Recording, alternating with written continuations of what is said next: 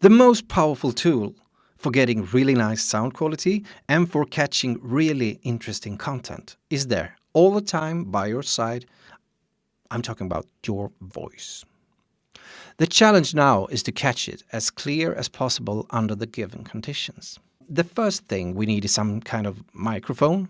It could be, and probably is, the one in your computer. And how to get that one to really record and behave together with your computer might be the hardest task we have. But unfortunately, this is not the video about that. Regardless of what type of microphone you use, it should be placed as close to your mouth as possible. This distance, it's about that. That's why headsets are so good. They might look a bit silly, but they are, by design, placed very close to your vocal cords. A handheld microphone is often of really good quality, but it will easily end up in the way of things. It will tire your arm while recording, and it will also produce what is called handling noise. When you fiddle with it, we will hear it. All right. This is why some kind of stand is so crucial for your recording. As said earlier, the most common microphone might be the one you have in your computer, and that one will be an absolutely good enough alternative, and it actually always is on a stand, but the rule will still be the same. The closer you are to the mic, the better it will sound. Because this isn't very easy to listen to for an hour, or what do you think? Is this better? I think so. Another common issue when recording audio is distortion. This kind of sound will exhaust the listener, and it appears when the signal from the microphone is too strong. Some sort of control in your system should be lowered.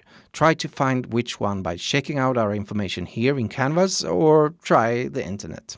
Distortion should not be a big problem though, because computers of today are quite good at setting a proper level for sound recording automatically. So the computer will help you. But hey, we haven't talked anything about the room you are recording in yet. So let's talk a little about that, because the room is kind of crucial for your recording. And there are two things to think of. You should choose a room that is rather silent, because the microphone will register things like dogs and drilling machines and kids almost as clear as it will record you. But this part, to record in a silent room, is kind of common sense, I guess. The other thing to think about is that if the room is very empty with no nice furniture and no soft fabric in it, it will produce echo. In this room, we have sound absorbents that do the job of killing sound reflections. But that is also one of the reasons why we call this a studio. But don't worry too much about the bad room sound. It's not that a big deal.